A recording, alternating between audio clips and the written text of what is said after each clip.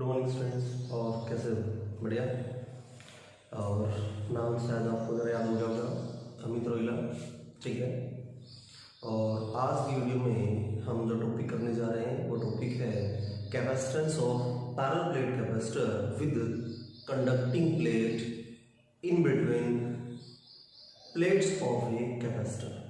किसी parallel plate capacitor के बीच में हमने कोई कंडक्टिंग प्लेट रखी है, then what will be effect on the capacitance? Will capacitance increase or decrease?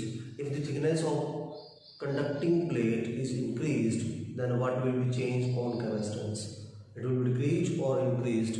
Let's study, ठीक है। तो ये चलते हैं, देखते हैं इसको कि भाई बढ़ेगा या घटेगा, देखते हैं, वो चेक करेंगे।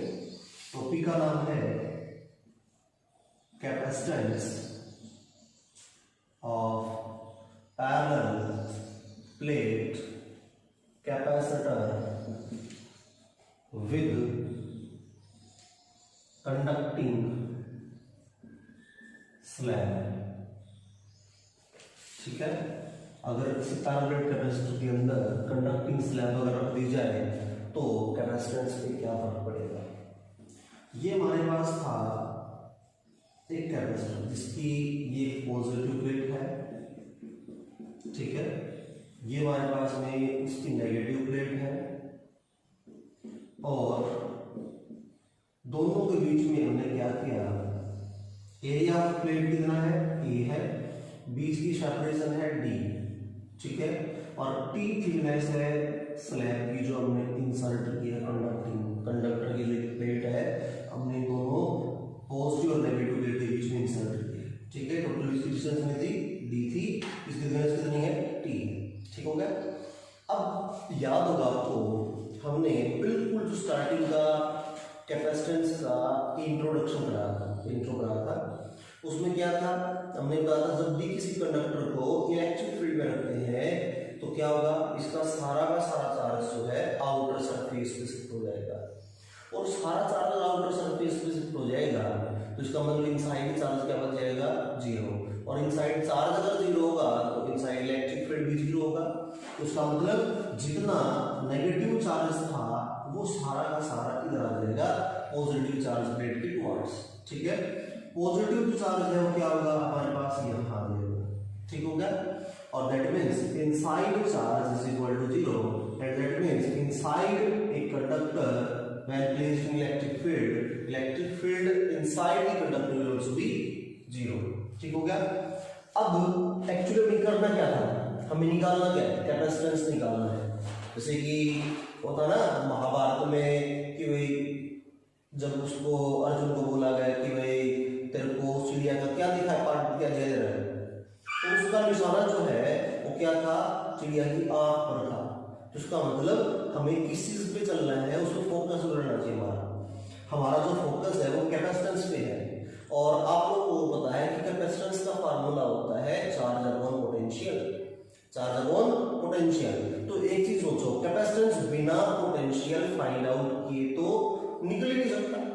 दैट मींस सबसे पहले में क्या करना पड़ेगा, पोटेंशियल फाइंड आउट करना पड़ेगा इसका।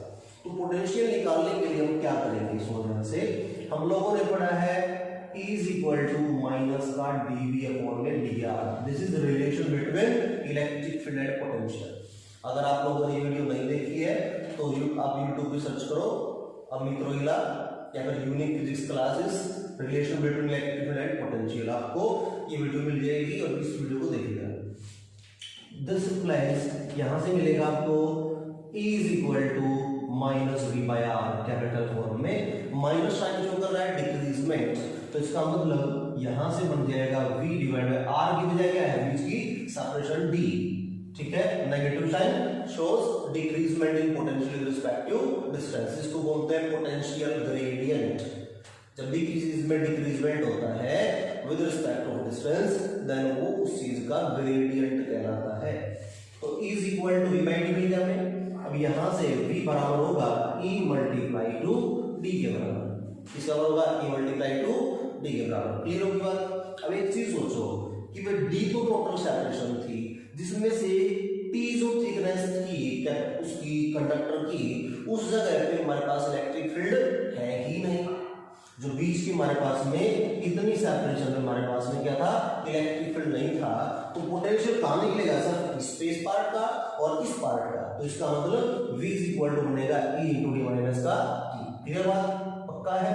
अब E की वैल्यू हमारे पास में, E की वैल्यू जब एक पॉजिटिव चार्ज शीट है और एक नेगेटिव चार्ज शीट है तो उन दोनों के बीच के रीजन में कितनी होगी, ये हमने टॉपिक किया था इलेक्ट्रिक फ्लक्स वाले चैप्टर में। गॉस लॉ की एप्लीकेशन थी, दो पैरेलल चार्ज शीट थी, उनके बीच में इलेक्ट्रिक फील्ड कितना होगा, ठीक है। जब एक पॉजिटिव चार्ज शीट है एक नेगेटिव चार्ज शीट है तो बीच के रीजन में इलेक्ट्रिक फील्ड कितना होगा, ठीक है। अगर अभी तक आप लोगों ने टॉपिक नहीं पढ़ा है तो उसको देख लेना, ठीक है। कौन सा टॉपिक था, electric field between two parallel charge sheet, ठीक है। वो एक शीट की एप्लीकेशन है तो इसलिए उसी टॉपिक में मिलेगा आपको। E की वैल्यू इन दोनों चार्ज शीट के बीच में बनेगी sigma divide by epsilon naught d minus का t is equal to v, जबकि सिग्मा क्या है, सरफेस चार्ज डेंसिटी, और सरफेस चार्ज डेंसिटी का फार्मूला होता है charge upon area, epsilon density और d माइनस का t is equal to v। Potential मिल गया आपको। अगर आपको पोटेंशियल मिल गया तो बात बन गई हमारी, क्यों, ये मेरे कैपेसिटेंस निकालने के लिए क्या चाहिए, पोटेंशियल तो चाहिए ना। तो v हमारे पास मिल गया, v अगर मिल गया तो c capacitance we know c is equal to q upon में v।